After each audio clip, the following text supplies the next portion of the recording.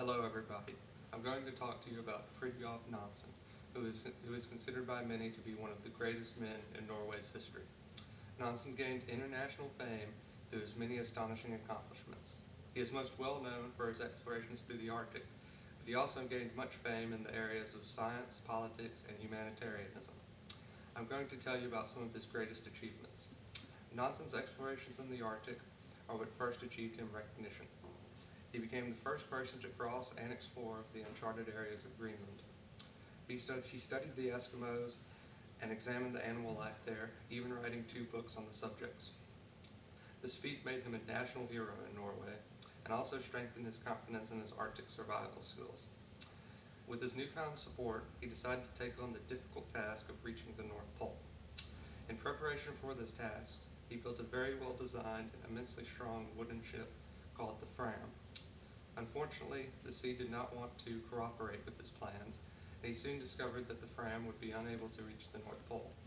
This is when Nansen decided to leave the ship and ski the rest of the way with a companion. They traveled over 700 miles before they concluded that they would be unable to make it to their destination. While Nansen didn't reach the North Pole, he did achieve the highest latitude ever reached at that time.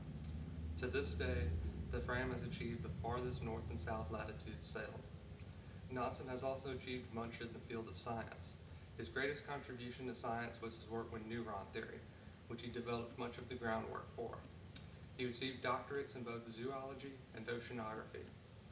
Of the two, he contributed most prominently to oceanography.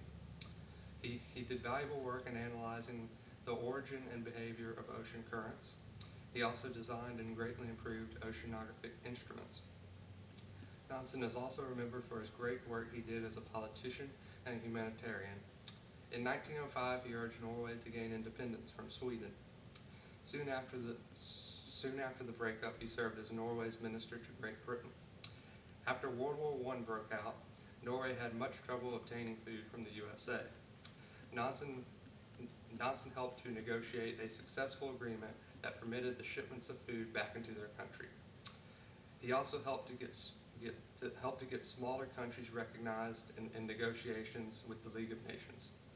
In 1919, he was chosen to represent Norway as a delegate to the League of Nations. Nansen did much significant work during this time. In 1920, he was tasked with helping send home a large number of Russia's prisoners of war. Despite limited funds, Nansen boldly managed to send home over 450,000 prisoners in less than a year and a half. In 1921, he was asked to administer the newly formed High Commission for Refugees, which served to provide humanitarian aid to people affected by the war. Perhaps one of his greatest career accomplishments was his creation of the Nansen Passport, a document that would permit refugees to travel to countries that could help them. Nansen continued to work with the Red Cross to undertake many humanitarian tasks. When the famine of 1921 to 1922 hit Russia, he worked to distribute supplies that helped save the lives of a staggering number of people, ranging in the millions. The League of Nations was against communist countries, so they had no plans to help them.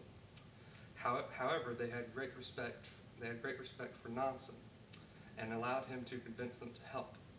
Because of this, Nansen is single-handedly credited for the millions of lives saved during this time. Another of his greatest achievements associated with his refugee work was the resettlement of several hundred thousand Greeks and Turks after the Greek army had been defeated by the Turks. He arranged agreements between both Greece and Turkey to provide a new start for these refugees. In his last great humanitarian work, Nansen managed to save the remnants of the Armenian people from extinction. Even today, his name is highly revered among them. For his outstanding work as the League of Nations High Commissioner, and in recognition of his refugee relief work, Fridtjof Nansen was awarded the Nobel Peace Prize in 1922. As you can see, Fridtjof Nansen was a bold man who always strived to accomplish everything to the best of his ability. He enjoyed challenging himself, which is a quality we need more of these days. He had strong willpower and mental fortitude and always kept lofty goals. Our world needs more men like Fridtjof Nansen. Thank you.